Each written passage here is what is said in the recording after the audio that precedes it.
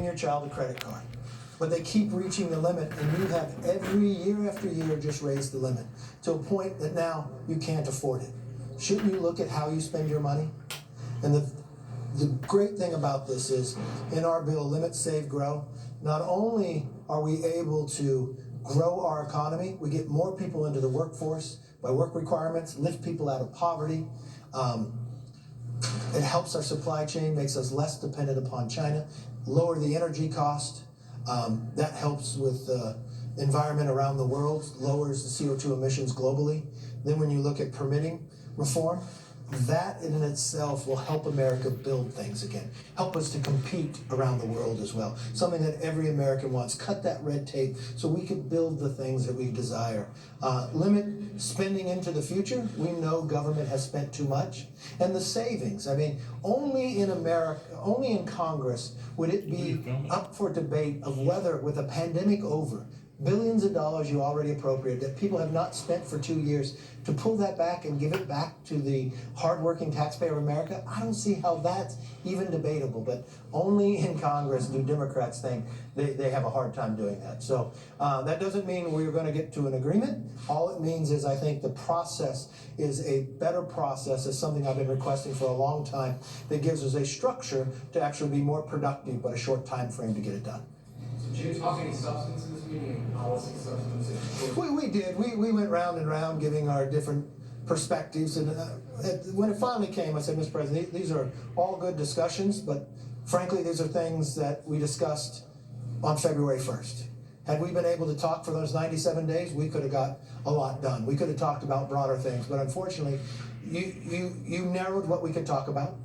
You made mischaracterizations of what Republicans would do. We actually proved today we're spending more on veterans. So let's stop the political games. Let's get down. We've only got 15 days to go. And let's be serious about this. And he agreed with that tactic. Yes. What number are you looking for in terms of total cuts to attach to the debt ceiling increase? Are you open to a debt ceiling increase of 2 years? Look, beyond 2020. Look, in the Republican plan, we raised it for $1.5 trillion. We cut almost $5 trillion. Our made savings found that we could find the savings. I think anytime somebody wants to raise the debt ceiling more, show me where you want to save more. That's really the framework that we laid out. We're open to discuss, but from the same perspective is, if we're able to save $5 trillion to raise the debt ceiling and you want to go longer, you got to be open to doing more items as well. What if you talk about Yes, ma'am. Out of all the things that are on the table, why draw a red line about work requirements and you have other red lines? Look, I look at the bill we passed. We're the only ones that have been able to raise the debt ceiling. What we look to is Limit, Save, Grow. I want to curb inflation. We all know how inflation created in America. Democrats spent $6 trillion more dollars. Every economist will tell you, everybody warned us about it. And then unfortunately, even the Treasury Secretary lied to us about it, said it was transitory, when it caused more damage and harm to every American. What we're able to do by Limit is curb the inflation. We want to get off our dependency on China. How do we do that? We help our supply chain. We get more people out of poverty into work. And remember what we're talking about when we're talking about work requirements. It's only for those people who are able-bodied with no dependents. You could be going to school, no problem. You could be looking for work, no problem. Wisconsin just passed this by 82%. The president, as senator, voted for it. We find every statistical data, it helps Americans get better jobs and work. And then let's just turn it on its head. So if you take a Democrat position, what you're telling to Americans is, I need to go borrow more money from China to give to somebody who's able-bodied, no dependents, and pay them not to work. Well, what you really want to help them is get them into the workforce. Give them a sense of pride. Give them more in common. Every statistic tells you it helps the individual. And I want to help more Americans. I want to get us off the dependency of China.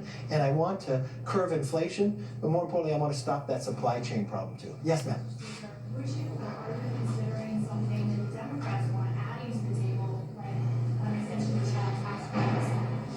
Look, if the Democrats want to pass a bill and we can go to conference, I'm more than welcome to see what the Democrats can pass. The Democrats control the Senate. They've had as much time as we have. They've talked about it for a long time, but they've passed nothing. So I don't see why adding something new would help. Yes. Had you expressed work requirements as a red line to White House leadership? Look, I've talked about a lot of things in it, and I'm not going to negotiate with all of you, but when we look at what we're trying to achieve here, I think it's very important that we help people get out of poverty. You had pledged if the GOP takes the majority in the House that you would investigate the findings of the Durham investigation. Now that the report has been released, what does accountability look like? Well, a number of things. We're asking Durham to come in and testify so we can look at it more. It really raises the question about Adam Schiff. You remember when he told the American people he had proof? Remember when he told them he didn't know the whistleblower? And what he put America through and openly lied to us, and now it's proven in this as well? It raises a lot of questions about his character, his standing inside of Congress, or whether he should even be in Congress. Yes? Mr. Speaker, going forward, obviously you said the administration is selected for your office. What do you see as a goal going forward with the other leaders, McConnell, Schumer, and Jeffries in these offices? Look, they have communicated in these meetings, so we kind of know where everybody stands. It gives us a good feel. They too thought this was a good idea. I'm sure the meeting with Nancy Pelosi and others. So it's what has worked in the past. Unfortunately, the Democrats wasted 4 months saying it had to be a clean debt ceiling, say you wouldn't negotiate. Well, you know what? All that has changed now, and now we're at a place we should have been back in February. Clearly, you were calling on the president to put some offers or ideas on the table. Did you put any on the table today? But I don't think it's best to negotiate. We have open discussions. There's things we agree and disagree, but I think we could find common ground, especially when you look at the Limit, Save, Grow bill. So obviously, at the end of the day, this is going to have to be a bipartisan agreement. Are you confident you can keep your conference on board with this? Very much so. I mean, think about it for one moment. Here's a Republican conference that none of you gave credibility to or thought we could achieve anything. You wrote a lot about the Senate. The Senate hasn't passed. But week after week, from the Parents' Bill of Rights, from standing up for people for safety, rolling back what D.C. wanted to decriminalize, from ending the pandemic when the president said he wouldn't do it, from the ability of lifting the debt ceiling long before the Treasury Secretary told us June 1st was the deadline. We took action ahead of time, not even knowing when it would come. 2, not ignoring the border like the White House has done, just like the debt ceiling, but no, having a border security bill. And we will continue along this path as we go. Look, we are, just as we made our commitment to America, we went out and listened to America, and we're continuing to listen to you. We want to make this economy stronger. We want to make your streets safer. We want to make your energy prices lower. We want to make America stronger. And that's what we do week after week. And we have found that collectively we can work together and find solutions to the problems that America needs most. Yes, sir. How much more optimistic are you now about your future? Look, I'm not more optimistic. You're only 15 days away and you're trying to raise the debt ceiling? The only thing that I think is better is now we have a format, a structure. It's something that I requested back in February, at the very 1st of February. The president for all that time said, never negotiate. Well, that's not what, 74% of America thought that was the wrong position. It took the president a long time to finally admit that he needed to do exactly what we're doing today. When will these parties start meeting? Look, I'd like to see if they could even meet today. They know each other well. They've met in the past, and I think there's respect for on both sides of the aisle for all of them. So give them opportunity. I know you ruled out a short-term debt available for, but now that you have this process in place, is that something you could see? Look, I think we have the time to find a solution now. One of the biggest problems in this place is based on your question itself. You're already asking the question, well, you're going to fail. Do you want to do a short term? I'd rather look at the opposite. I'd rather tell you we're going to get this done. Let's expect more out of our elected officials, okay? Yes? Could you discuss on your timeline when you want to get this done? Yeah, it's pretty easy. Janet Yellen says it's June 1st, and you walk it back. How many days do you need to pass it in the House, and how many days do you need to pass it in the Senate? That was really my message to the president today. Time is of the essence. We can go around and round more, but I don't think that's going to be productive, and you're going to bumble your way into a default, and I don't want that for the American public, and we're the only people, Republicans in the Congress, that have lifted the debt ceiling. Now, if you, at the end of the day, want to just pass our bill, then okay. But otherwise, you ought to change the structure of how we're negotiating. Yes, ma'am. Your bill would extend the debt limit only through March next year. Democrats want to have the debt limit extended through the election. You guys resolved that key matter on how long? Look, nothing has been resolved in this negotiation. So the only thing that has changed is we finally have a format that has proven to work years in the past. Now, all the years in the past, they had more time to negotiate. So it's more critical. But the difference, too, is the House Republicans have actually passed something that raises the debt ceiling. So if you get against the wall, you always have a product out there you could pass to make sure you didn't default if that's what you want to do. A lot of speculation has been about sort of non-budgetary items like border security and permitting. I'm curious as to how much those are, in your mind, good places to work at, and how much, whether you're willing to trade those for less dollars in cutting, and if not, how much of that difference is going to be making caps? If you look at our bill, Live It, Save, Grow, we have cutting the red tape so we can build things in America. I think that makes America stronger, saves money, and gets more people working.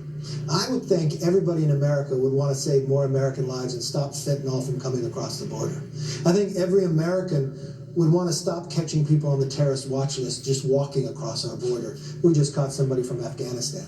And we've watched what people that came out of that prison in Bagram was able to do and kill 13 Americans, military individuals.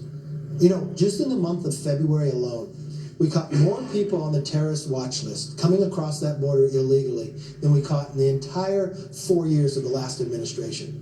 That is a problem. And if we could do something about the borders, well, I would welcome it.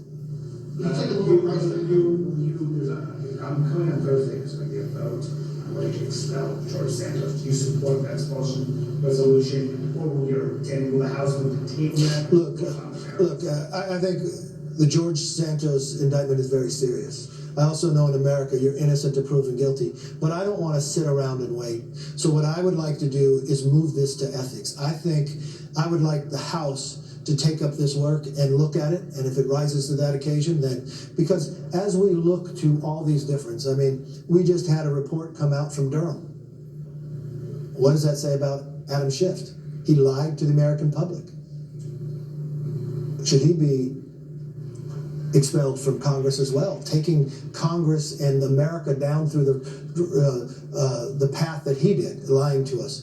So I think these accusations are very serious. I have a very concern about George Santos. So what I do firmly believe is, just as the foundation of this country, you got to have a process. So I'm going to ask that the ethics look at this and don't do a short time basis. I mean, don't do a long time basis. I think we can look at this very quickly and come to a conclusion on what George Santos did and did not do through ethics, a safe bipartisan committee, equal number of Republicans and Democrats, and I think that's when you bring it back to Congress, and if it rises to the ability to.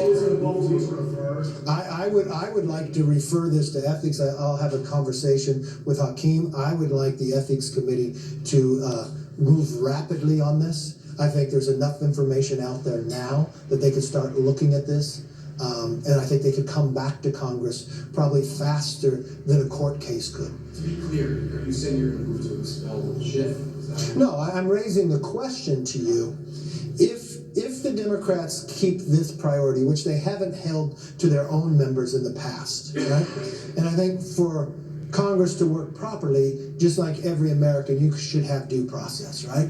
Because now what are we finding with the Durham case, right? The Democrats rose and wanted to impeach President Trump based upon a made-up Russia collusion, where it was pushed in this Congress by Adam Schiff. They actually changed the rules of Congress not to do impeachment through judiciary. They went to Adam Schiff's committee. Adam Schiff went on television and said, I have proof, and lied to the American public, and he took this country down for 4 years, spending millions of dollars, but at the same time disrupting democracy. If you really care about democracy, can you lie and make a false report to take a president down going against what the voters have voted for? Amen. Can you stay in office?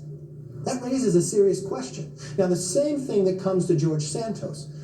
He's gotten indicted, but he still has a process. I don't want to wait around for the courts to act. What I would like to do is have the House take action and have a process here. So let's send it to ethics, which is an equal number of Republicans and Democrats. We've got on there, the chair is Dave Joyce, a former prosecutor who understands, and I think they could do this work rather rapidly and come back and report to the full House on what they find. Mr. Senator, Donald Trump last week saying that default might not be a big deal, make it more difficult to get your members on board for whatever. No, I think our members were able to show that we could raise the debt limit based upon to limit, to save, and to grow this economy.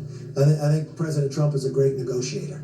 And I think with President Trump, when he does that, he's trying to help a negotiation. I've talked to President Trump. Just back to Santos, when you say you want this done rapidly, what are you talking, weeks, months, how long do you think? You know, I can't preset, but I know Dave Joyce, being a former prosecutor, he doesn't have to reinvent the wheel. I think there's enough information out there that they can look at this and come back and have a process that the whole Congress could support one way or another. And I think from any American, especially when we look at our Constitution, that's the way we should handle this. And I have a trust in them and the Ethics Committee to do their work. Is President Biden's decision to shorten his trip as a result of your suggestions of things that you two discussed? Well, the president did start by saying he was going to Japan and meet with the G7. His trip after that was to see some other leaders, but he raised the question that those other leaders will be at G7, so he could see them there and then come back, and he said he was available by phone and others. Should Burr ask the Senate to come back next week? Is that what you talked about? Look, they have to deal with their time frame, and I know they will. I don't think they're going to sit out while we're dealing with a debt ceiling, but I think as we negotiate, if we're able to come to an agreement, I'm pretty confident they'd come back and vote on it. Last question? Yes, sir. Just to get back to Schiff and Santos, unindicted congressman with one facing 13 indictments? Well, there's been a number of members in the past who've been indicted, especially on the Democrat side, and I never saw somebody raised to remove them from the House. And really, if you are now raising the question of this, because they were moving this even before the indictment, I think when the indictment has been put in place, I think the House should take actions right now. I think we should have ethics take the work to seriously look. These are serious accusations. But I also think everybody in America is able to have due process, just like Mr. Santos would be able to do with court.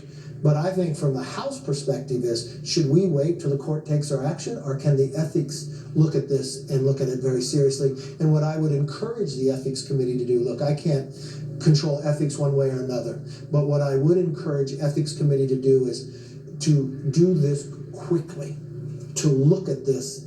Don't play time out. There's enough facts, there's enough ability for people to come in and give your answers, and diligently together in a bipartisan manner look at it. I think for the long term of the House and the respect of the House, that is the way we should handle things, and especially going forward to anybody else. Yesterday, you came out support the impeaching Secretary Marcus. Do you support? Look, I think like anything else, I look at it from a constitutional point of view. I was very clear with Secretary Mayorkas months ago, even before this Congress took over, that I think he had failed at his job. I think every American, when they look at when Mayorkas goes on television, tells them the border is secure, and why you have in the camera frame thousands of people just walking into America, nobody believes that. I bet if you hook Mayorkas up to a lie detector test, he could not pass a lie detector saying the border is secure.